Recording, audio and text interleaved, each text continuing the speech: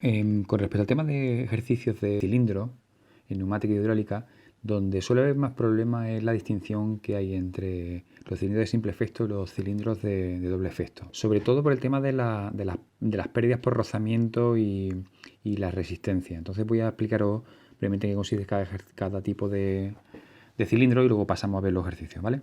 Entonces, mira, este que te veis en pantalla es un cilindro de simple efecto en el que, como veis aquí, hay una entrada de aire o de aceite por A. Ese aire se llena esta cámara y lo que hace es que empuja esta parte de aquí, que se llama esta superficie, esto es el émbolo. Y esto, sin embargo, que está aquí en este extremo es el vástago. Eso es lo que, digamos, hace la acción sobre la máquina a la que nosotros queremos.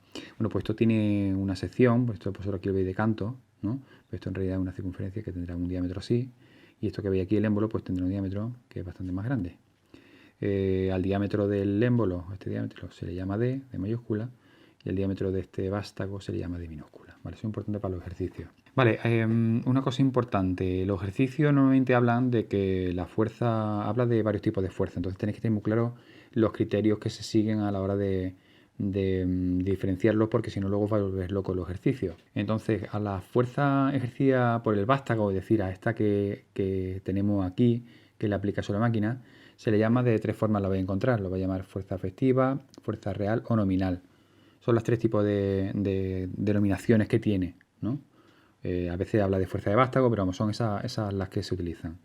Y luego, sin embargo, la fuerza que se aplica aquí en el émbolo se le llama fuerza teórica, que es la que se ejerce sobre el émbolo. Vale, teniendo en cuenta eso, en el cilindro de simple efecto nosotros vamos a tener una fuerza de avance, una fuerza teórica, que es la que hace ese fluido empujando el émbolo y a la vez que va avanzando tiene que vencer una fuerza de empuje del muelle o resorte que impide ese movimiento, no está haciendo una resistencia, más la resistencia debida al rozamiento que tiene el propio émbolo sobre la superficie de ese cilindro, ¿no? Estamos hablando de dos cosas. Por un lado es la resistencia E, que es la del muelle, y la fuerza de rozamiento, que es la que hace el propio cilindro sobre las caras del émbolo. Esa fuerza de rozamiento y resistencia, que generalmente se expresan en Newton, las tenemos aquí. A veces los ejercicios te llaman directamente, dicen resistencia, se denomina con la letra E, y la fuerza de rozamiento, que se denomina así. Vale, entonces decimos que la fuerza efectiva, que hemos dicho que es la que hace el vástago, es igual a la fuerza teórica, que es la que hace el émbolo,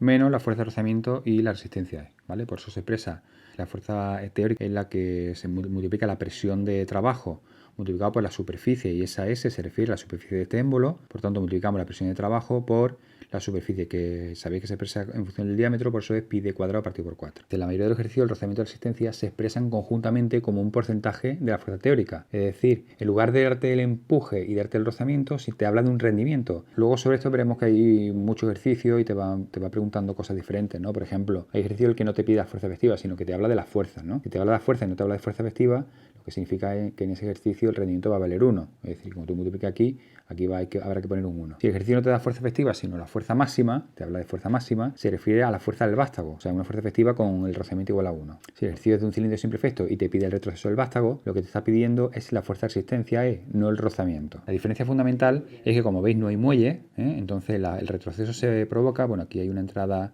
de aire o de fluido, de aceite, que ejerce una fuerza que empuja sobre el émbolo. El émbolo es exactamente el mismo, ¿no? Y esto de aquí sigue siendo el vástago.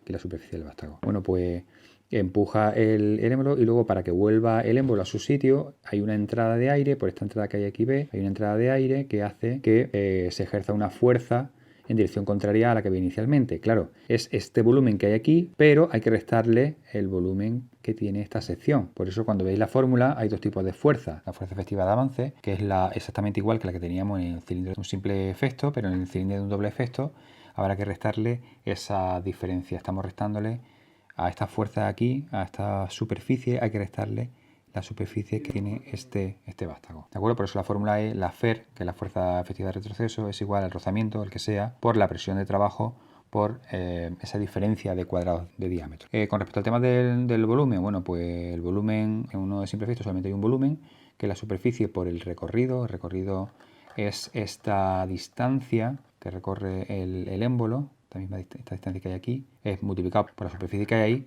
te da el volumen. Y luego con respecto a un cilindro de doble efecto, pues tendremos un volumen de avance y un volumen de retroceso. En circuitos neumáticos se habla mucho de condiciones en condiciones normales. Cuando habla de condiciones normales, refiere que hay que relacionarlo con respecto a la presión atmosférica. Entonces, utilizando Boyle-Mario y sabiendo que la presión absoluta es igual a la presión de trabajo más la presión atmosférica, si a mí me piden el volumen en condiciones normales, pues tendré que hacer es sumar a la presión de trabajo que me la da el ejercicio la presión atmosférica, que sabéis que es 10 elevado a 5, que es una atmósfera, pero se expresa en pascales, 10 elevado a 5, y la suma de esa presión atmosférica más la presión de trabajo partido por la presión atmosférica nos va a dar el valor del volumen en condiciones normales. También hay ejercicios en los que lo que te pide no es el volumen en condiciones normales, sino que te pide es el consumo de trabajo o el consumo en condiciones normales. El consumo de trabajo no es más que multiplicar el número de ciclos que tiene en función del tiempo, número de ciclos en minutos, en segundos, que es un dato normalmente del ejercicio, o te puede pedir que lo haya, por el volumen de trabajo. Si estuviésemos hablando de condiciones normales, pues si el volumen en condiciones normales era este que hemos hallado, el consumo en condiciones normales será igual a el consumo de trabajo multiplicado por la suma de la presión atmosférica más la presión de trabajo partido por la presión atmosférica, o directamente otra forma de expresar el consumo en condiciones normales sería el consumo en condiciones normales es igual al número de ciclos por el volumen en condiciones normales, que es exactamente equivalente a esta fórmula que tenéis aquí. De acuerdo, bueno, visto esto, vamos ya a ver los ejercicios de selectividad de 2013. El primer ejercicio dice, en una prensa hidráulica, el émbolo tiene, este es un ejercicio de Pascal. En una prensa hidráulica, el émbolo mayor tiene un diámetro de 60 centímetros y el menor de 10 centímetros. El émbolo mayor tiene un diámetro de 60 y el émbolo menor es de 10 centímetros. Bueno, pues estamos hablando de que aquí hay 10 centímetros y este émbolo tiene 60 centímetros. ¿Qué fuerza debe aplicarse al émbolo pequeño para elevar un vehículo de 1500 kilos de masa? Si el émbolo grande se desplaza un centímetro, ¿cuánto se desplazará el émbolo pequeño? Bueno, pues a la pregunta primera, ¿qué fuerza debe aplicarse al émbolo pequeño para elevar un vehículo de 1500 kilos de masa? Lo que me está dando es la fuerza 2, es decir, aquí sabéis que Pascal funciona, que la presión inicial y la presión final son iguales, es decir, la fuerza inicial partido por su superficie inicial tiene que ser igual a la fuerza segunda partido por la final partido por la superficie final. Entonces, de aquí lo que tengo que fijarme es qué datos me dan. Bueno, pues me han dado de la superficie 1 y 2 porque estamos hablando de que me han dado los dos diámetros, ¿no? Luego entonces superficie despejo el valor de F1, el ejercicio me pide qué fuerza habría que ejercer para elevar los 1500 kilos. 1500 kilos pasaditos son 15.000 newton. Bueno, pues directamente despejo este S1 pasa que multiplicando y me da esta expresión. Se me van los pi, me quedan simplemente los dos radios al cuadrado, o puedes poner diámetro al cuadrado partido por T4 y los dos cuadros se te irían. Y una vez que tienes eso, te queda esta expresión que multiplicada por los 15.000 newton te da 417. La fuerza que hay que aplicar aquí sería 417. Muy fácil. El apartado 2 dice, si el émbolo grande se desplaza un centímetro, ¿cuánto se desplazará el émbolo pequeño? Bueno, aquí lo que te está diciendo es que si esto ha bajado un centímetro, que sería esto el equivalente aquí, si esto ha bajado un centímetro, ¿cuánto se desplazará el otro? Bueno, pues lo que vamos a hacer en este caso es la expresión de que el volumen inicial tiene que ser igual al volumen final. Es decir, el volumen que desplaza el primero tiene que ser igual al volumen que se desplaza en el segundo, aunque sean en sentidos contrarios. Luego, como el volumen es superficie por altura, ¿no? En la superficie esta multiplicada por esta altura, el volumen de un cilindro. Vale, entonces como tenemos que el volumen inicial igual al volumen final, despejo el valor de la altura 1, que en este caso, porque lo que me dice el ejercicio es que si el émbolo grande se desplaza un centímetro, el grande, ¿cuánto se desplaza el pequeño?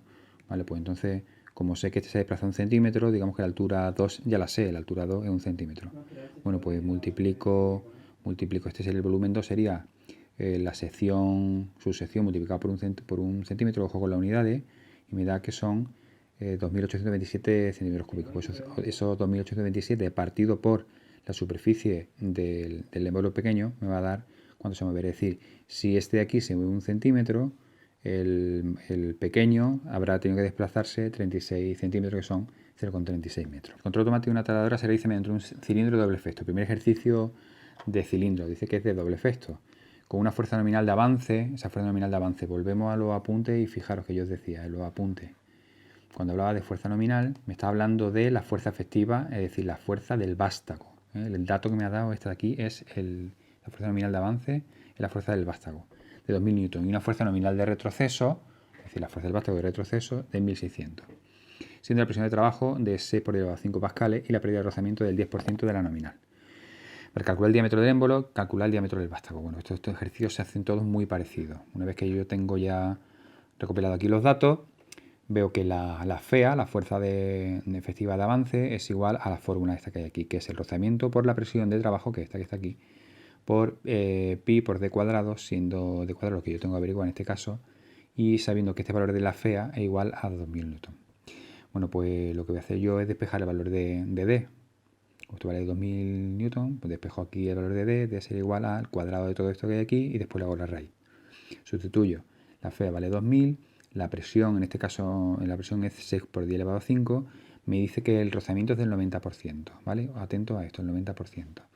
El enunciado dice que las pérdidas de rozamiento son del 10% del nominal.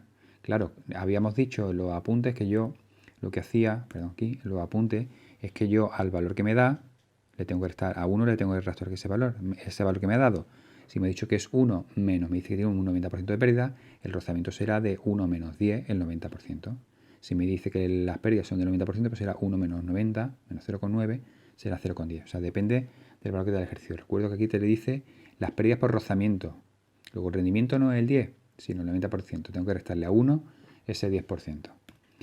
Vale, una vez hecho eso, el diámetro que me va a dar es 68,6 milímetros. Vale, como me pide el diámetro del vástago, fijaros que aquí en esta fórmula, en la de avance, no aparece el diámetro del vástago, pero sin embargo la de retroceso sí. Y tengo todos los datos. Una vez despejado ya el valor de D y después teniendo en cuenta que tengo que hacer la raíz cuadrada, el valor de la fuerza de retroceso me la da, que es 1600, un dato del ejercicio. Tengo el rozamiento, las pérdidas por rozamiento, que es el 0,9, porque le hemos restado 1 a las pérdidas.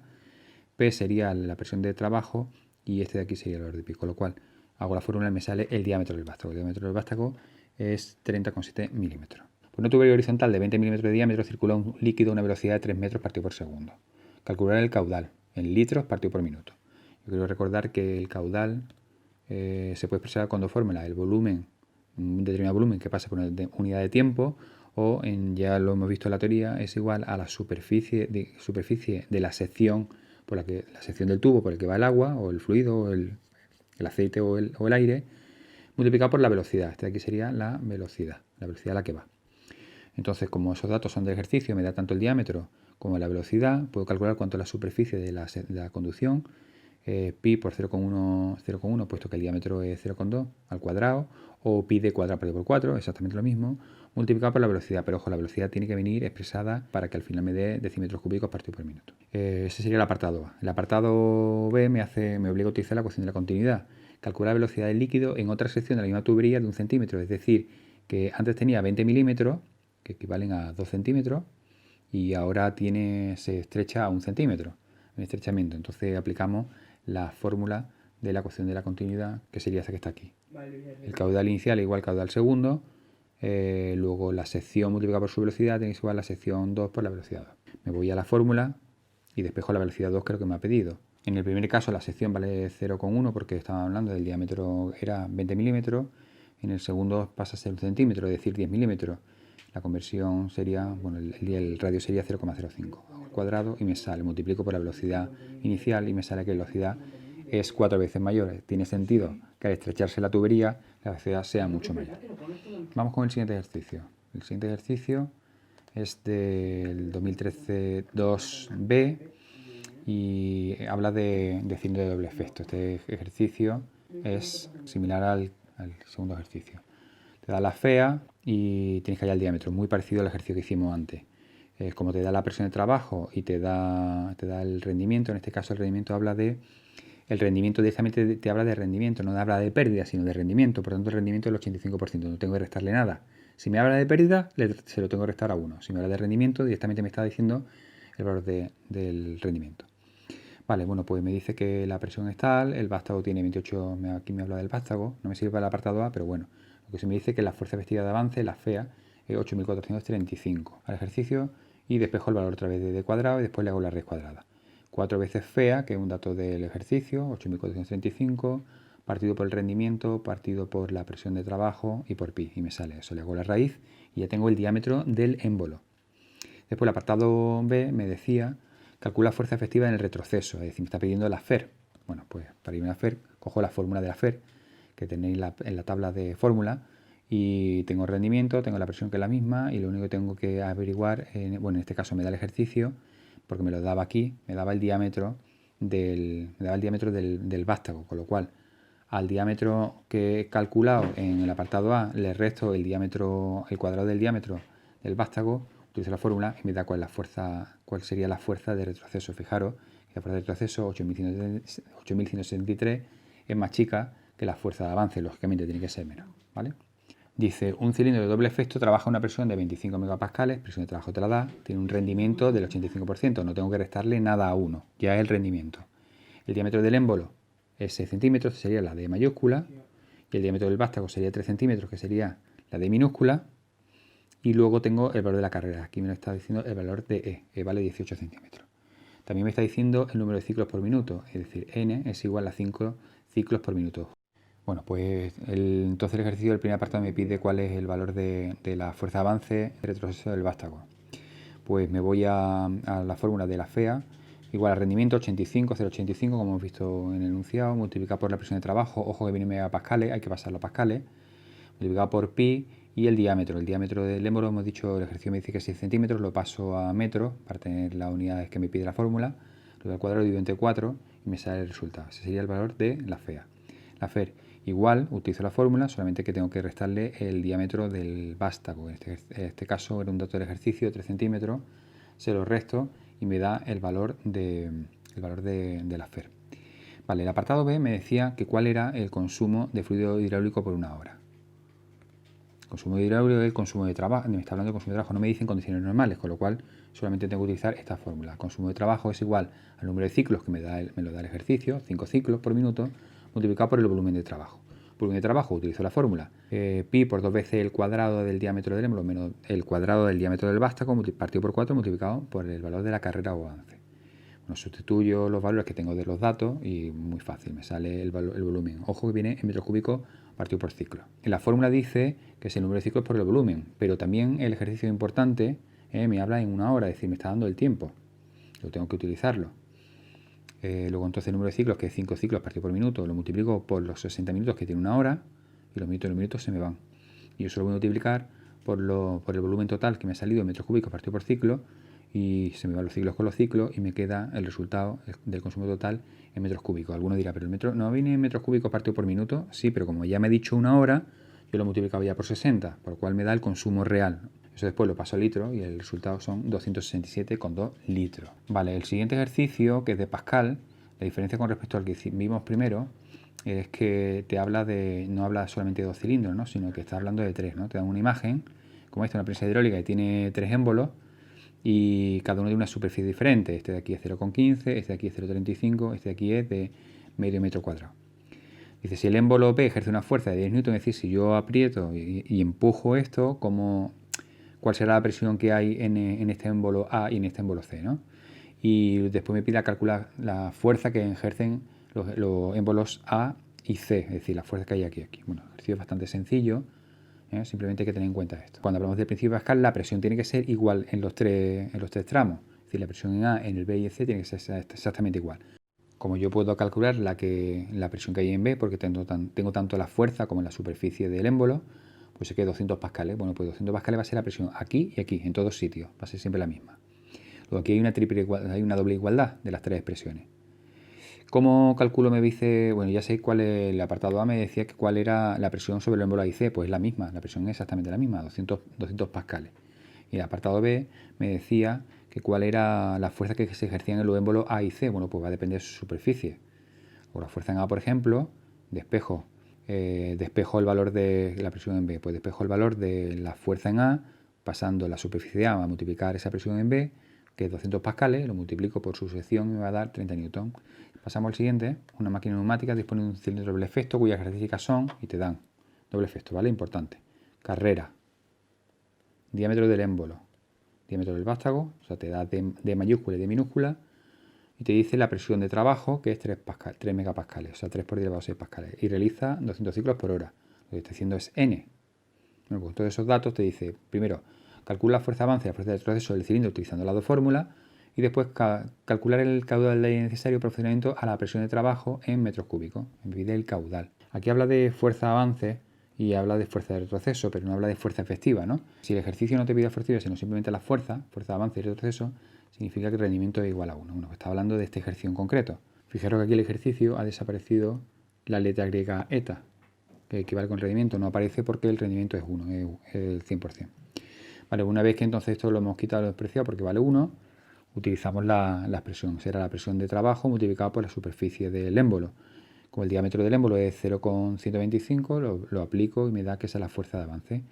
La fuerza de retroceso, por eso aquí no aparece la palabra fea y aparece la palabra fer, sino que son efectivas, se pone de avance y retroceso, no hace falta poner fea ni fer. En este caso, para calcular las fuerzas de retroceso, será igual a la fórmula que sabemos. Fijaros que siempre va a ser más pequeña porque le restamos el volumen del vástago. Vale, con respecto al tema del volumen de trabajo, pues utilizo la fórmula que tenéis en la tabla y me da cuál es el volumen de trabajo en metros cúbicos partido por ciclo. El consumo de trabajo, pues el número de ciclos multiplicado por el volumen de trabajo y en este caso, bueno, pues lo que voy a hacer es pasar la hora a minutos para expresar los metros cúbicos por minuto porque es lo que me dice el ejercicio. Yo recuerdo que le pide en metros cúbicos partido por minuto. Por eso multiplico por una hora dividido entre 60 minutos y multiplico aquí después por el volumen de trabajo y el resultado me da en 0,159 metros cúbicos por minuto. En la línea de producción de una fábrica se utiliza un cilindro de simple efecto, el primer ejercicio creo que sale de simple efecto, para empujar las piezas aloradas hasta un contenedor. La fuerza que debe ejercer el vástago sobre las piezas, esta fuerza que debe ejercer el vástago sobre las piezas es 633.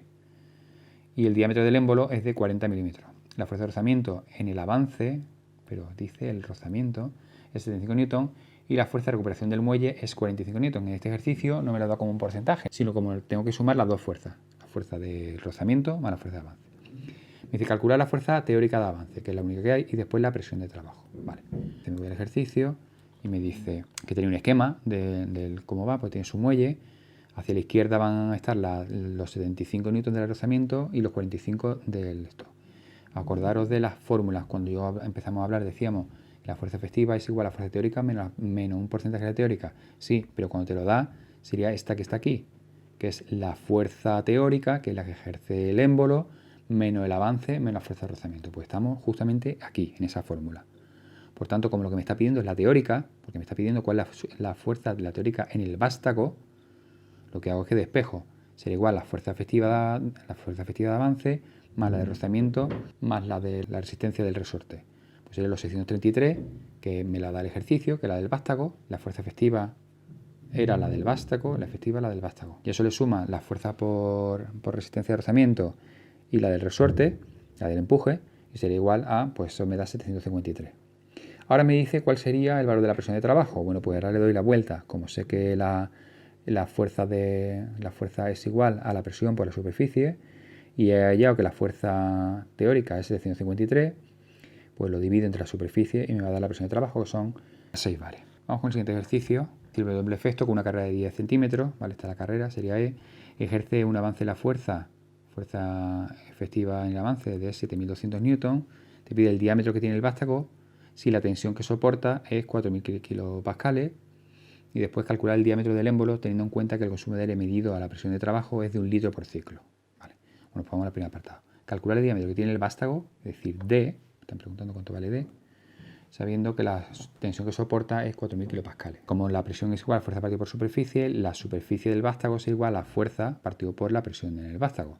Es decir, los 7200 newton, que es la fuerza de avance, que te dice que el ejercicio es 7200, partido por 4 por 10 a 6, que es la presión de los pascales de la presión detrás. El ejercicio te está diciendo que la presión en el vástago es de 4000 kilopascales, es decir, 4 por 10 a 6 pascales. Dividimos el valor de la fuerza partido por la presión y te da cuál es el valor de la superficie. Pero como te pide el diámetro y la superficie igual a pi d cuadrado, ojo que este d es minúsculo porque estamos hablando del vástago, calculo cuánto vale la raíz cuadrada de 4 veces la superficie partido por pi, y me dice que el diámetro del vástago es de 4,78 centímetros.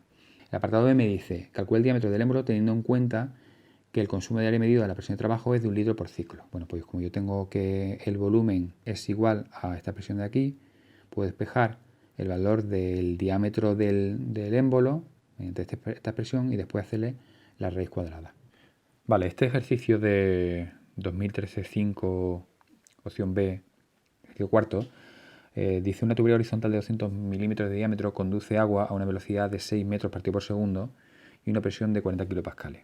La tubería tiene un estrechamiento, siendo la presión el mismo de 8 kilopascales. La densidad del agua es de 1000 kilos por metro cúbico. Se pide calcular la velocidad de agua en el estrechamiento y calcular el diámetro del estrechamiento. Este es el típico ejercicio en el que vamos a tener que utilizar teoría de Bernoulli en conducciones horizontales y la ecuación de la continuidad. Aplicando el teorema de Bernoulli en una conducción horizontal tenemos la siguiente ecuación, ¿vale? Esta es la ecuación de la que partimos, en la que tiene una serie de condiciones en la primera parte del tubo y luego cuando hay estrechamiento sigue teniendo las mismas condiciones. Es decir, las condiciones aquí son exactamente iguales que después del estrechamiento. El ejercicio me ha dado como datos la presión inicial y la presión final en cada una de las partes. Tengo la densidad del agua también que me va a hacer falta. Bueno, total. En esta expresión lo que yo tengo que averiguar, lo que me pide el ejercicio en el apartado A, es precisamente esto, la velocidad del segundo tramo. Bueno, pues yo voy a hacer despejar de la fórmula. Despejo de la fórmula y al final lo que me queda es esto. 2 por la presión inicial o del primer tramo, más un medio, esta fórmula de aquí, por la densidad que la tengo, por la velocidad elevada al cuadrado, menos P2 que es la presión del segundo tramo. Todo eso partido por la densidad, ¿vale? ¿Sabes? De la presión que hay aquí.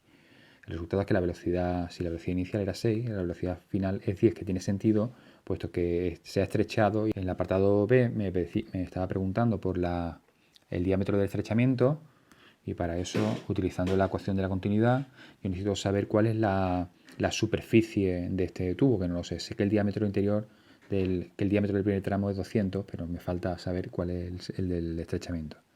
Pues a partir de la ecuación de la continuidad, sé que la superficie de la sección del tramo estrechado será igual al cociente entre las velocidades multiplicado por la sección del tramo 1. Las velocidades las tengo 6 y 10, que la de 10 la haya en el primer apartado, lo cual es importante que hagas bien el primer apartado, porque si no, el segundo no te va a salir. Multiplicado por pi por el diámetro. El diámetro inicial era 0,2, al cuadrado partido por 4. Lo justo que hay aquí va a ser la superficie, pero me piden el diámetro, no me piden la sección. Luego entonces el diámetro 2 vendrá utilizando la fórmula de la sección de la tubería, lo calculo, lo hago en la raíz cuadrada y el resultado es 155. He pasado de 200 que había inicialmente a 155. Dice, un líquido no viscoso de densidad 900 kilogramos metros cúbicos circula por una tubería horizontal. Otro ejercicio de Bernoulli. Te da la densidad con un caudal de 2 litros partido por segundo. Está dando el caudal. La tubería tiene dos secciones transversales, una de 10 centímetros, que será la sección 1, y otra más estrecha de diámetro desconocido, ¿vale? Que tenemos que hallarlo. La presión es de 30 kilopondios centímetro cuadrado para el tramo de 10 centímetros, para el primer tramo, y de 6 kilos centímetro cuadrado para el segundo tramo. Te pide calcular la velocidad de los dos tramos de la tubería. ¿Vale? Bueno, pues este ejercicio, para poder calcular las velocidades, en primer lugar vamos a utilizar la fórmula del caudal. El caudal vimos que era igual a velocidad multiplicado por la superficie. La velocidad será igual al caudal que me da el ejercicio, me habla de 2 litros por segundo, lo paso a metros cúbicos y lo divido entre su sección. Y sé que la velocidad del primer tramo es 0,254 metros partido por segundo. Aplicando el teorema de Bernoulli, igual que hicimos antes, utilizando la fórmula, de aquí tenemos prácticamente todo, porque me dan la presión inicial, que está aquí, pasa ya a pascales. Tengo la presión del segundo tramo, 6 kilos partido centímetros cuadrados, que son los pasados a pascales. Aquí tenéis una notita para explicar cómo se pasa de kilopondios partido por centímetro cuadrado a pascales. La tengo aquí la presión, la densidad también es un dato que me da el ejercicio y también me da la velocidad esta que he calculado antes. Bueno, pues en función de eso, el único dato que me falta es la velocidad del segundo tramo. Utilizo la fórmula y me sale. Fijaros cómo pasa de 0,254 metros por segundo a 73 metros por segundo, que es muchísimo, lo que significa que habrá habido una gran reducción del diámetro. Para hacer el apartado B, que me pide que haya la sección del tramo menos diámetro, me habla de la sección. Fijaros que no me habla del diámetro, sino la sección, la superficie, lo que me está pidiendo el ejercicio. Como utilizo la ecuación de la continuidad, despejo el valor de la sección 2, divido las dos velocidades y lo multiplico por la superficie del primer tramo. Y me da, fijaros que sección más chiquitita en relación a la primera, que la primera tenía un diámetro de 1. El diámetro sería, si me lo pidiesen, en este caso me lo ha pedido el ejercicio, sería igual a, utilizando la fórmula, de sección igual a pi de cuadrado partido por 4, a 5,9. Es decir, hemos pasado de una sección de 10 centímetros, que aproximadamente son 100 milímetros, a una solamente de 5,9. El último ejercicio de 2013-6, el 2013-6b, se desea bombear un disolvente orgánico a una velocidad de 20 metros partido por segundo y una presión de 12 megapascales. Es decir, te da la presión y te da la velocidad. Un diámetro de conducción de 1,5 centímetros. Calcula el caudal que circula por la bomba en metros cúbicos partido por segundo y litros partido por minuto. y después la potencia absorbida por la bomba suponiendo un rendimiento del 80%. Bueno, vamos con el apartado A. En el apartado A utilizamos la fórmula del caudal. Caudal es igual a superficie por velocidad. Multiplicamos la superficie por la velocidad a la que va, que es un dato del ejercicio, y me sale el caudal en metros cúbicos partido por segundo. Utilizando las distintas formas de los pasos de unidades de uno a otro, factor de conversión, obtenemos que en litros partido por minuto serían estas cifras que hay aquí. El apartado B me habla de la potencia absorbida. Cuando hablaba de potencia absorbida, recordamos la fórmula, potencia absorbida se refiere a la potencia total, ¿vale? La potencia total no es la potencia hidráulica, sino que digamos que la hidráulica hacía de potencia útil y la potencia total sería esta la absorbida, ¿vale? Esta es la fórmula que me está pidiendo. Entonces primero tengo que calcular la potencia hidráulica en función de esta fórmula porque me da la presión y me da el caudal. Entonces como tengo la presión, que es un dato del ejercicio, y tengo el caudal, multiplico y me sale el número de vatios que supone la potencia hidráulica. Como la potencia absorbida, hemos dicho en la fórmula que es igual a la potencia hidráulica partido por el rendimiento de la bomba, pues dividimos la potencia hidráulica que me ha salido, que es potencia útil, dividido entre el rendimiento, y el resultado son 50.950 vatios, que equivale a 53 kilovatios.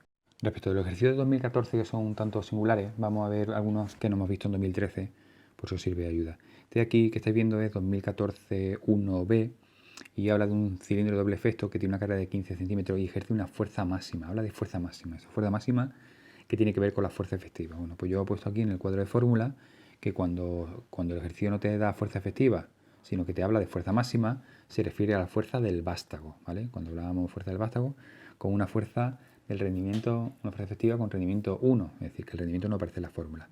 Recordad que cuando hablamos de fuerza de vástago, la fuerza de vástago es la fuerza efectiva real o nominal, es decir, la que viene representada por esta fórmula que hay aquí, ¿vale? O por esta que hay aquí, en el caso de que el rendimiento sea 1, como en este ejercicio, puesto aquí se convierte en 1. El ejercicio sería, en este ejercicio no habla de Fe y Fer, sino solamente la fuerza del vástago, la fuerza máxima por la fuerza del vástago y la fuerza efectiva. Fuerza efectiva hemos dicho que era presión por la superficie del vástago, no la superficie del émbolo. Luego en este caso lo que se incluye aquí no es el diámetro del émbolo, sino el del vástago, que no sabemos, en este caso no sabemos cuánto es, sino que tenemos que averiguarlo. Despejamos la fórmula de lo que tenemos y como tenemos tanto la fuerza de avance como tenemos la presión, pues puedo calcular cuál sería el valor, del diámetro del vástago. Este ejercicio de 2014 4A es un poco diferente a los que me he visto antes porque tiene una característica diferente que dice se desea diseñar un cilindro de simple efecto que utilice su funcionamiento un volumen de aire de 900 centímetros cúbicos. Pero muy importante, aquí dice a presión atmosférica. Presión atmosférica, os puse en la tabla de fórmula, que cuando hablas de presión atmosférica se refiere que ese volumen de aire está en condiciones normales. Es decir, no es el volumen de trabajo que nosotros hemos calculado con estas fórmulas anteriores, sino que me está dando ya directamente este volumen en condiciones normales. ¿Vale? Eso es importante saberlo. Dice el ejercicio, el enunciado.